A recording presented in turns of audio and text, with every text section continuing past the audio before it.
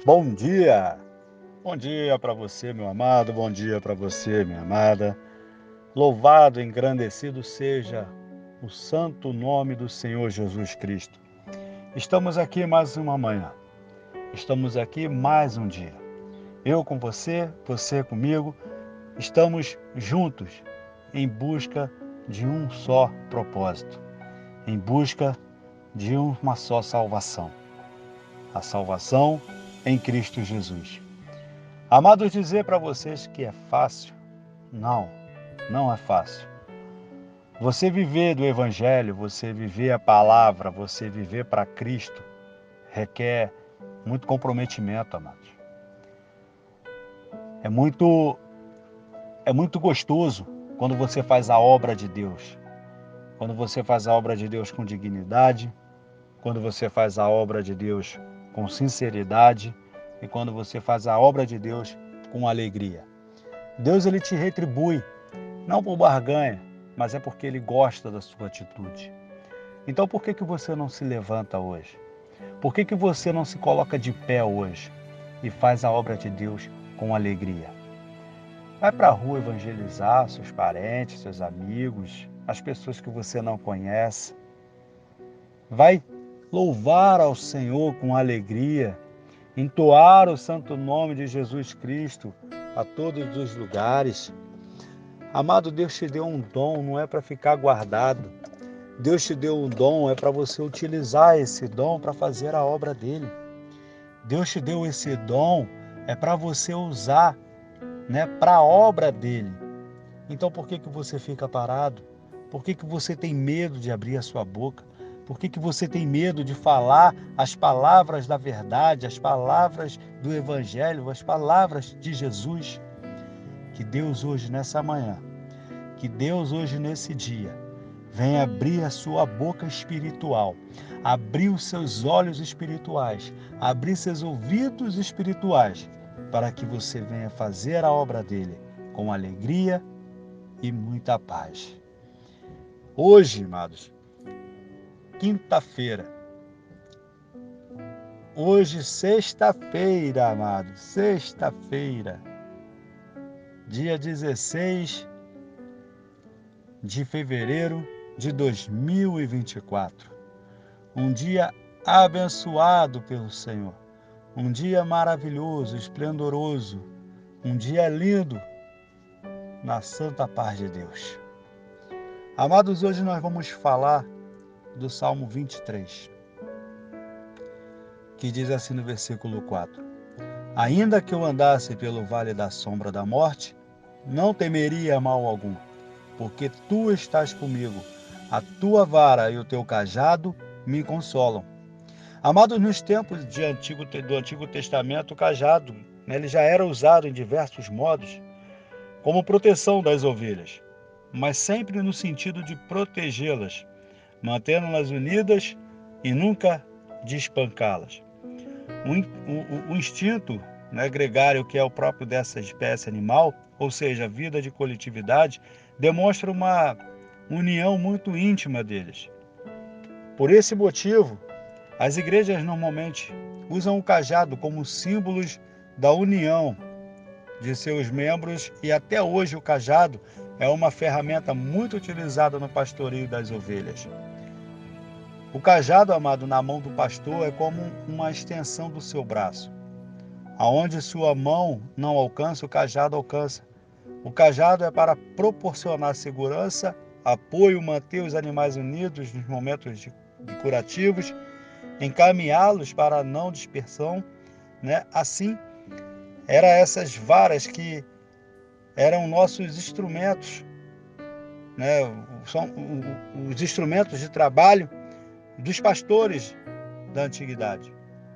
O cajado nunca deve ser usado nos momentos de raiva, porque o pastor, né, pode, nesse momento, fazê-lo de instrumento de açoite. Este é um motivo importante a observar admitir um pastor.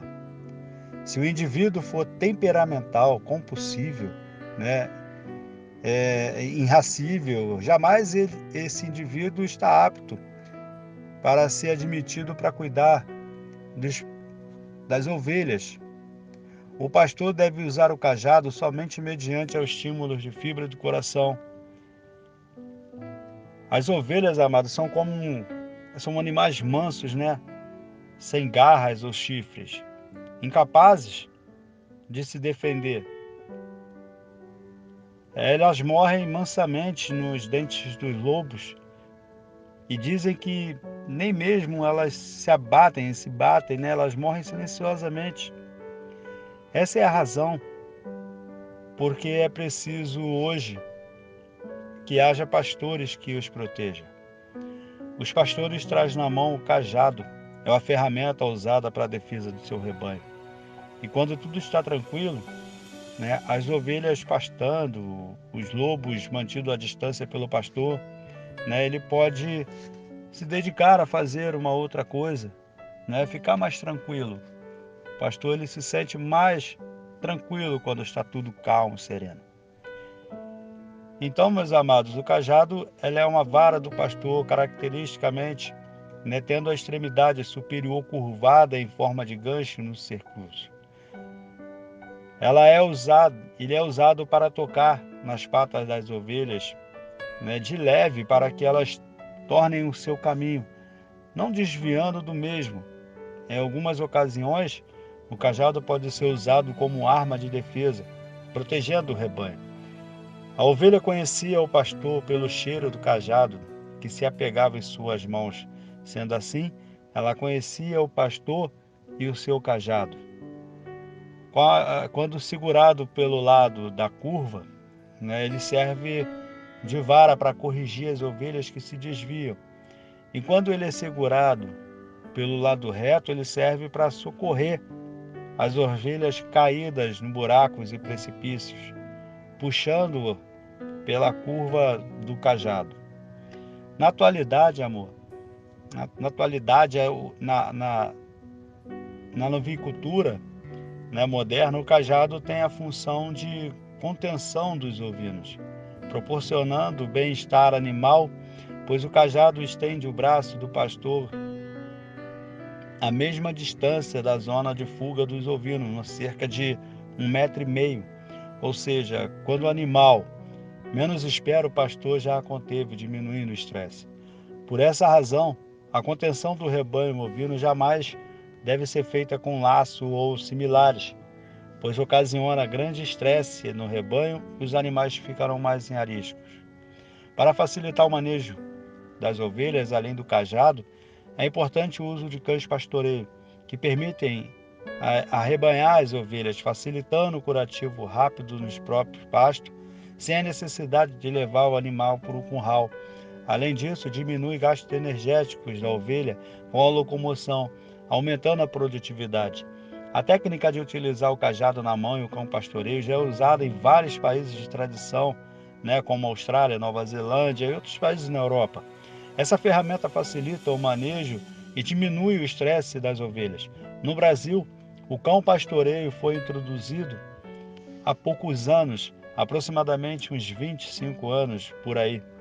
Mas cada dia mais o Brasil está adotando, né, essa tecnologia, demonstrando a evolução, né, no cuidado das ovelhas.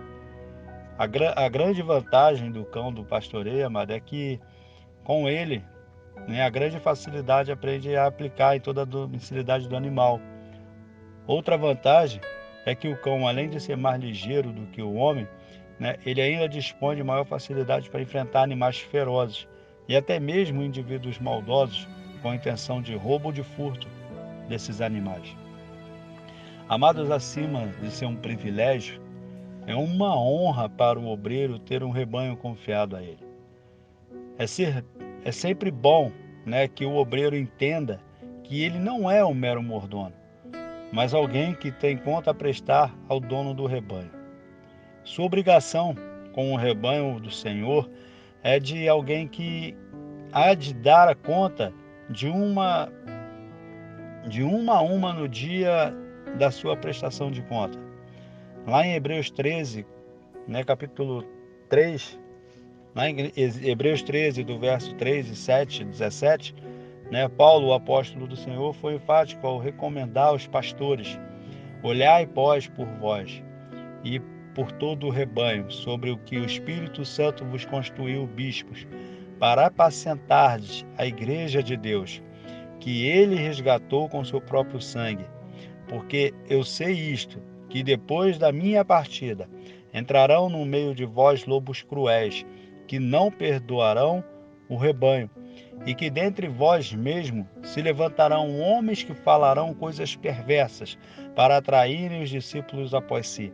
Portanto, vigiai, lembrando-vos de que durante 3 anos não cessei noite e dia de amonestar com lágrimas a cada um de vós. Em Atos 20, 28 e 31. Da mesma forma, amados, Pedro, aquele que para apacentar o rebanho do Senhor, teve que declarar 3 vezes: eu te amo, Senhor. Eu te amo, Senhor. Eu te amo, Senhor. Por sua vez, não somente por lidar com o rebanho, mas pela experiência que tinha da responsabilidade que se deve ter com o rebanho. Ele recomenda aos presbíteros que estão entre vós: admoesto eu, que sou também presbítero com eles, a testemunha das aflições de Cristo e participante da glória que se há de se revelar. Apacentai o rebanho de Deus que está entre vós, tendo cuidado com ele, tendo cuidado dele, não por força, mas voluntariamente, nem por torpe ganância, mas de ânimo pronto, nem como tendo domínio sobre a herança de Deus, mas servindo de exemplo ao rebanho. E quando aparecer o sumo pastor, alcançarei a incombustível coroa de glória.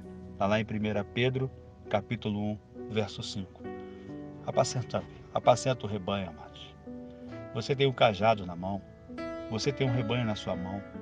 Apacenta o teu rebanho, cuida do seu rebanho, cuida das suas ovelhas, cuida daquilo que Deus colocou na sua mão para você cuidar.